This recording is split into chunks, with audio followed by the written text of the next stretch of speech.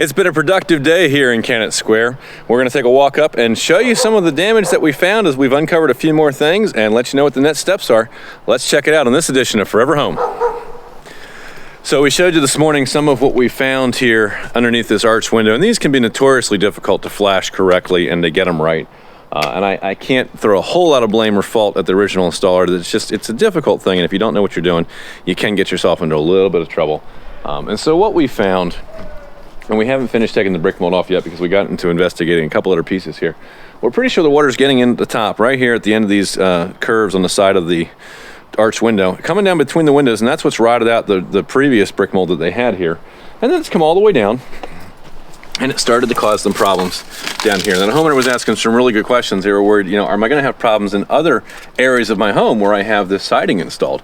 But generally speaking, my answer to that's probably gonna be no. I think this is really specifically caused by what's coming down from the arched window, because all the damage is localized right here. All right, over here we got solid, rotted, water damaged, and we get out to about here and it's solid again. And this kind of comes down, the damage sort of comes out on a diagonal. Same thing over here, comes out as diagonal, so it gets wider as it gets down. It's just all the years of this getting wet have slowly eaten it away. So we got some weather coming in tomorrow, so we'll see whether or not we're gonna be able to get a crew back out here or not. But I think the brick mold's gonna come off, and we're gonna start replacing a bunch of this OSB, and then new house wrap, and then new hydro gap, and we're gonna get this ready to put back together properly. We've got a problem in that spot, and that's probably the worst of the two. And then a little bit over here, same thing, water coming down off that arch window, getting down in the back, rotting its way through, and getting down to the bottom. There must have been a deficiency somewhere in that house wrap that allowed the water to get in the siding at the top here somewhere and then down. Now, homeowner asked another really great question, you know, what if I had an overhang? Would a 6-inch overhang have really done me a world of good here? And I don't know, you know, for the distance that we're talking, this is the north side of the house. So would a 6-inch overhang have solved this? Probably not. I'm thinking 12 to 18 would probably have been better. And that definitely would have helped, because then we were only, you know, 5 to 6 feet from the top of this window to the peak. You might have kept the water off of that, but really the bottom line here is that this needs to be flashed correctly. It needs to be adhered correctly. There needs to be sealant. There needs to be tape. There needs to be flashing that makes sure that any water that's above here can't get down behind the brick mold and come around the side of the windows. We got to make sure that that is protected and covered. So the guys have got all this upper part ripped off, the bottom part ripped off. One of the other things that they got going on today was getting our base trim in. So we've built this out. We've packed this out with 2 pieces of AZAC. We've added some thickness to it. And then we've got aluminum capping L-flash down and over. And then we're gonna put that next piece of hardy in there. You don't want hardy right up against the surface where it's sitting and soaking in water. That's a problem. And so this was a fair amount of today's effort, was getting this beautiful trim work in all the way down around the bottom up to that door. We're actually talking now possibly about replacing this door for the customer, because they do have some water damage down there in the corner. And then the guys will get plugs and put in these holes to seal this in. So now that we got this ready, we'll lift the house wrap up. We can get paper, new tie back down over this, fold this deck down, and then hydro gap where we need to, so that that's all ready and taken care of. Working on this spot over here as well. And then as we stand back over here, this is one of our roof lines where we want to see at least 2 inches separating the hardy board from the roof deck. We don't want water coming down and getting into the end grain. So up here we got the end grain of a piece of James hardy board. That's a lot more porous than what it is that you have here on the face, where this has been painted, it's been protected, it's been covered. Those end grains usually do not get treated. And if they're not treated during the install, then they're more vulnerable, and especially if you leave them right down against a roof line like that, where you know you're gonna have water coming down. So we're gonna build that up in similar fashion to how we built up down here on the ground. We're gonna put a piece of blocking out there, and then we can bring the James hardy back into that. We need to do the same thing up here. So we've got our new layer of house wrap on the reverse gable. Next step is going to be to get that 2-inch buildup on the roof line all the way up that peak on both sides, and then we'll bring the hydro gap down over all of that, protecting everything and constantly pushing any water that gets to the backside. The things that contractors don't understand a lot of times is that no matter what exterior product you're going to put in your house, water is going to get behind it. You have those exteriors and those windows that you know leak, and that you have ones that you don't know leak, but they all leak. So would you rather know about it? Would you rather not know about it? You don't want to know about it. You want it to get in and get out. And we want to make sure that we have a layer back there that allows things to dry. So you want to allow that water to come down, get out, and what's back there to be able to dry.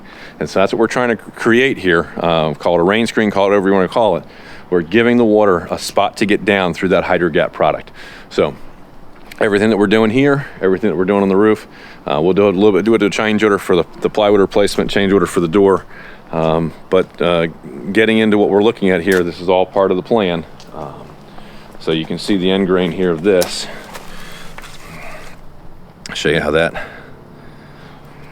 is stacked up. So again, we're just letting that water come down and get pushed out over. And with the 𝗂𝘂𝘀, that's a rot-free material, it's PVC.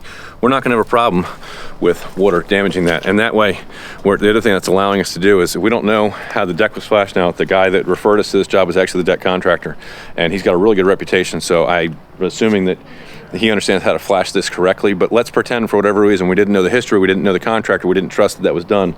The system we're putting in, we're moving that water to the outside, so we're helping to make sure that water can't get behind the flashing. And you can ask me about the $20,000 worth of damage that we found from a second-story deck that was not flashed correctly, and then when it leaked into the basement window door beneath it, someone came along and they caulked where the siding met the deck, and so they trapped any water that was coming down and getting into those J channels. We showed you those J pocket problems before.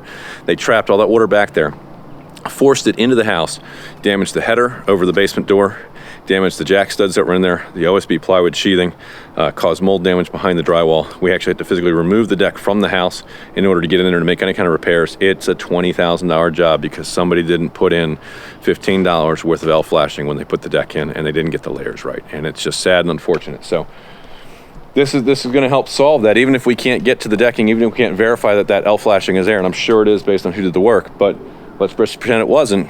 This is going to make sure, belt and suspenders, that we're moving that water to the outside and we're protecting what's going on there. So one other area to focus on, and that's this inside corner, and the guys are going to get new house wrap over there and make sure that we've got this flash continuously all the way up, and going to be absolutely gorgeous when it's done. Decided that since we're this far into it, we're going to go ahead and take the siding, this light block down, and we're going to replace that. And then the final thing that we're going to do when this job is all complete, notice we have a downspout draining onto the roof, and that's like the Grand Canyon across your shingles. We know that that's going to prematurely wear your shingles out. We have that problem on this side. We also have it on the other side, so we're going to hard pipe that straight on down the roof, right into this gutter, so that we take the load and the strain off those shingles, help preserve the life of your shingles. What we don't want is we don't want that water constantly eroding the stone bed that's supposed to protect your shingles from the sun and the ultraviolet rays. So we want that stone embedded in place, and if you run a downspout across it, you're going to prematurely wear that out. You're going to shorten a shingle life to maybe 10 years instead of 15 or 20 or 30. I've seen them leaking in as little as 8. So depending how much water you're draining onto that roof and how it's configured and set up. This one actually shoots out a little bit sideways. Well, what happens if you've got a joint in the shingles near there and you're coming sideways into that joint? You're just asking for problems. So that's the update here in 𝗓𝘁, Pennsylvania. Things are coming together nicely, and hopefully we get a little bit of work in tomorrow. We'll see what the rain's going to do. The guys have been painting our James Hardie boards and getting those ready to match with the house has already been painted once, so we wanted to get something that was close, and making good progress. So if we can solve a problem for you, roofing, siding, windows, doors, decks, bathroom renovations, kitchen remodels, finished basements, anything on the inside, plumbing, electrical, drywall, spackle, paint, build you a custom dream house, an addition, or a garage, give our team a call. We have a dedicated office staff standing by weekdays, 9:30 in the morning until 2 in the afternoon at 484-748-0008. Choose option 2 for Coat-Built, your full-service construction and renovation company, and extension 2 for new projects. We are a Pennsylvania home improvement contractor number 88078. If you're watching on YouTube, leave us a comment down below. Let us know what you learned in this video. If you're on Facebook, make sure you like. If you're on YouTube, make sure you subscribe. Click that notifications bell. Get updates from all of our videos that are going to help you know what questions to ask when you're interviewing a contractor for work on your house, to make sure that you get somebody that actually knows what they're doing. Remember, when we're finished with it, you're going to be proud to say it's not just done. It was Coat-Built. We'll catch you in the next episode of Forever Home. Thanks for joining us. Bye for now.